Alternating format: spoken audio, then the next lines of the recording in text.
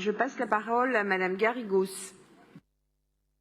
Chers collègues, 700 000, ils étaient selon une affirmation du ministère de l'Intérieur en 2021, 700 000 étrangers sans titre de séjour en France à partager nos rues, nos quotidiens, notre cité, sans papier ou avec de faux papiers, depuis plusieurs années. Ce sont 500 000 victimes potentielles de travail clandestin, de travail forcé, 700 000 personnes maintenues sans raison dans la précarité, 700 000 personnes exclues des droits les plus élémentaires.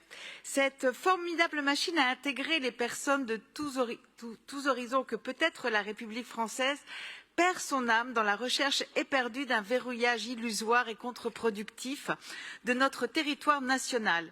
Si nous voulons rallumer les étoiles, si nous voulons vraiment permettre à la France d'être elle-même pour faire face aux défis du monde contemporain, il faut renouer avec notre tradition d'asile, avec le respect de la dignité de chacun et de chacune, et il faut cesser d'enfermer dans des limbes administratifs tant de personnes qui n'ont rien à y faire. Et quand on pense au débat que nous avons eu il y a quelques instants au regard de la niche présentée par le groupe communiste, nous pouvons nous dire qu'il y a vraiment urgence effectivement à rallumer les étoiles.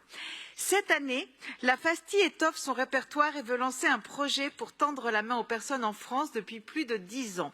Ce projet vise à accompagner vers les droits des personnes en rupture de droit et il est bienvenu.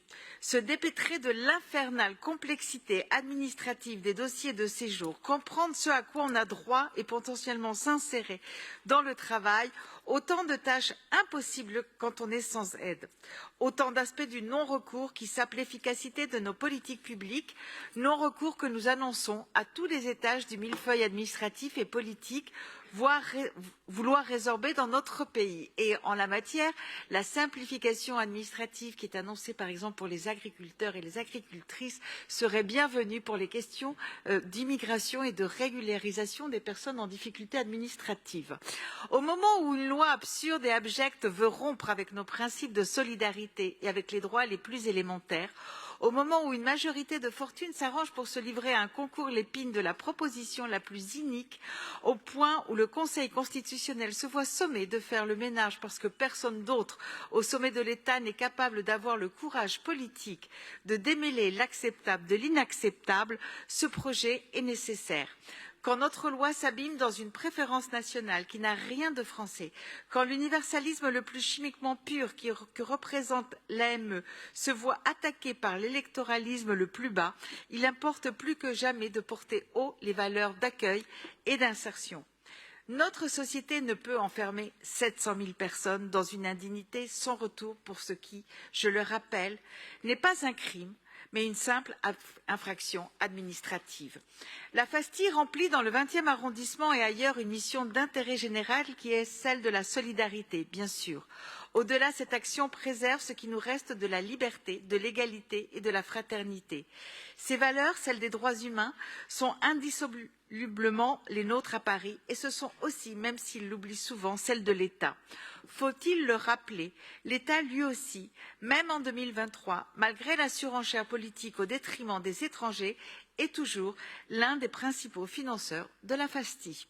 Et pourtant, certains ici l'ont oublié. Nous avons tellement entendu dire et redire des accusations 1000 fois démontées envers cette association que nous sommes désormais contraints à accompagner toute délibération la concernant d'une notice rappelant l'avis exprimé par l'Observatoire parisien de la laïcité en février 2021. Je me souviens, c'était un des premiers débats auxquels j'ai assisté à ce Conseil. Plus que les rodomontades xénophobes d'entrepreneurs politiques de passage, plus que le passage de la préférence nationale, fût-il éphémère, dans notre droit, la nécessité de voir encore et toujours faire ce rappel m'inquiète profondément. J'espère que tous et toutes ici, nous saurons résister à la loi du mensonge triomphant qui passe et que nous saurons affirmer sans faille le soutien de la ville de Paris à ces actions essentielles. Je vous remercie. Merci.